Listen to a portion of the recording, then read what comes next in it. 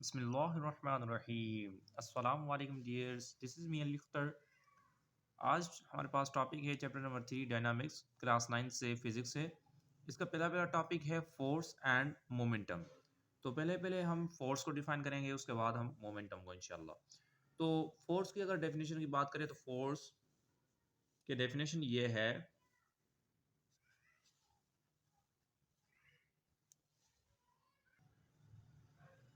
इसकी डेफिनेशन ये है, force is the agent. Force एक एजेंट है which changes the states of rest और motions of a body.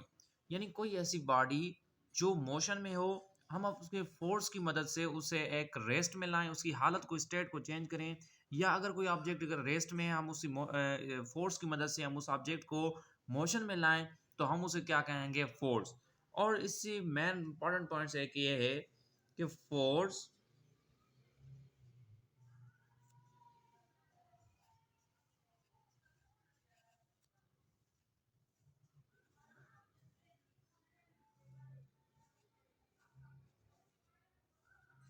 Produces acceleration.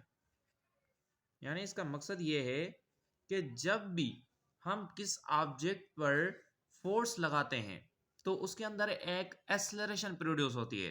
Acceleration का मकसद हमने पढ़ा था the rate of change of velocity. जब वेलोसिटी के अंदर चेंजिंग आए तो हम उसे कहते हैं एक्सेलरेशन। यानी किसी भी ऑब्जेक्ट पर अगर हम फोर्स लगाते हैं तो अगर वेलोसिटी के अंदर चेंजिंग आती है तो एक्सेलरेशन क्या होगी, प्रोड्यूस होगी। और इसकी मेन इंपॉर्टेंट पॉइंट्स और भी है, और ये है कि ये एक, हमने लिखा है कि इट इज, इसकी और इंपॉर्टेंट पॉइंट्स ये है, it is a vector quantity. ये एक वेक्टर क्वांटिटी है। यानी इसके अंदर एक मैग्नीट्यूड भी होता है और इसके अंदर डायरेक्शंस भी होती है, यानी दोनों चीज़ हैं। तो हम उसे क्या कहते हैं, वेक्टर क्वांटिटी। यानी कि फोर्स क्या है, एज अ वेक्टर क्वांटिटी है। और इसका ऐसा यूनिट, यानी इट्स इट्स यूनिट, जो इसका यूनिट है वो है इज न्यूटन। न्यूटन जो है, इसका एक न्यूटन, फोर्स को हम मेजर करते हैं तो वो न्यूटन्स के अंदर करते हैं। इसके अंदर हम करते हैं न्यूटन्स को, हम फोर्स को हम न्यूटन्स के अंदर मेजर करते हैं। उसके बाद हमारा टॉपिक है मोमेंटम। मोमेंटम क्या है? बेसिकली मोमेंटम ये है, हर ऑब्जेक्ट के अंदर मोमेंटम होती है। मोमेंटम का मकसद ये है कि मोमेंटम की अगर डेफिनेशन की बात की, the product of mass and velocity of a moving body. यानी ऐसी बॉडी जिसके अंदर मास भी हो और उसके अंदर एक वेलोसिटी हो। अब जब उनको मल्टीप्लाई करेंगे तो एक मोमेंटम मिल जाएगी।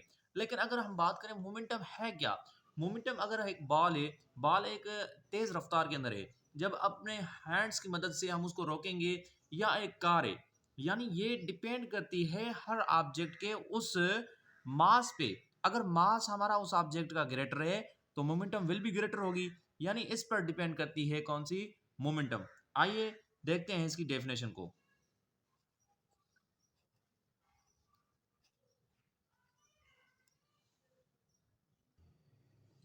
इसकी डेफिनेशन ये है, the product of mass and velocity of moving of body. कोई भी ऐसी बॉडी है जो मोशन में है तो उसे हम क्या कहेंगे, ये एक मोमेंटम में है। याद रख लें, मोमेंटम जो प्रोड्यूस होती है, मोमेंटम जो पैदा होती है, वो उस ऑब्जेक्ट के अंदर होती है जिस ऑब्जेक्ट को मोशन में हो, उस ऑब्जेक्ट के अंदर मोमेंटम का प्रोड्यूस होता है। अब आ जाती है the product of mass and velocity. यानी कोई ऐसी बॉडी है जिसके अंदर मास है और उसके अंदर एक वेलोसिटी है। अब इन दोनों को अगर मल्टीप्लाई करेंगे तो हमें क्या मिल जाएगा, एक मोमेंटम मिल जाएगा। अगर हम इसकी बात करें, मोमेंटम को हम डिनोट किससे करते हैं, तो मोमेंटम को हम डिनोट करते हैं पी से। तो अगर हम इसकी मैथमेटिकली एक फार्मूला देखें तो मैथमेटिकली फार्मूला ये होगा, पी इज इक्वल टू, अब देखिए मास है, मास को हम डिनोट करते हैं एम से, और उसके बाद हम वेलोसिटी को v से करते हैं। तो ये एक फार्मूला आ जाएगा, p is equal to M we.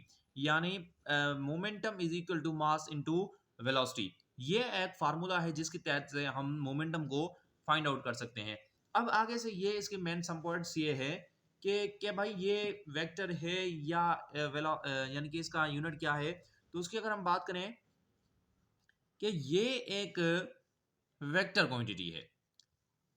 अच्छा, अगर वेक्टर क्वांटिटी है तो इसके क्या प्रूफ है वेक्टर क्वांटिटी है। यानी देखिए यहाँ पे इसकी डेफिनेशन के अंदर भी ये कह रहा है कि वेलोसिटी के अंदर दो चीजें होती हैं। क्या?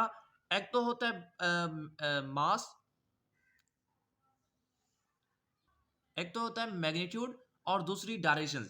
यानी अगर वेलोसिटी के अंदर डायरेक्शंस और मैग्नीट्यूड है तो याद रख लें कि मोमेंटम के अंदर भी ये को मैग्नीट्यूड और डायरेक्शंस होगी। तो इसीलिए हम कहते हैं ये है इट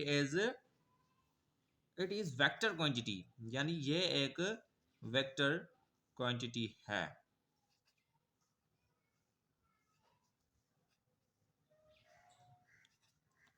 अब हमें इसका एसआई यूनिट फाइंड आउट करना है। एसआई यूनिट इसका क्या है?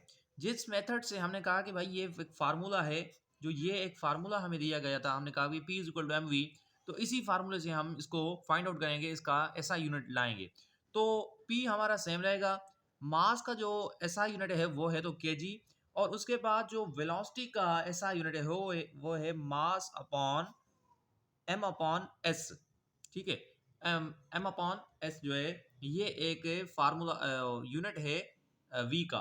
और उसके बाद ये है कि हमको आगे से इसकी पॉइंट आउट ये करनी है कि एस जो है एस जो है दोनों साइडों से हम क्या करना पड़ेगा, मल्टीप्लाई करना पड़ेगा। हमने कहा कि P is equal to k ji into M upon S. इससे हम डिवाइड भी करना है और मल्टीप्लाई भी करना है। क्या करना है? एस जो सेकंड है, तो यहाँ पे हम मल्टीप्लाई भी करेंगे और इस एस को हम डिवाइड भी करेंगे। तो लिखेंगे P is equal to k g multiply m upon s into s multiply s. यानी यहाँ पे हमने इसको मल्टीप्लाई किया और यहाँ पे हमने इसको डिवाइड कर लिया। यानी यहाँ पे मल्टीप्लाई भी करना है और डिवाइड भी करना है। तो उसके बाद हमारा आ जाता है P is equal to k g multiply m upon s square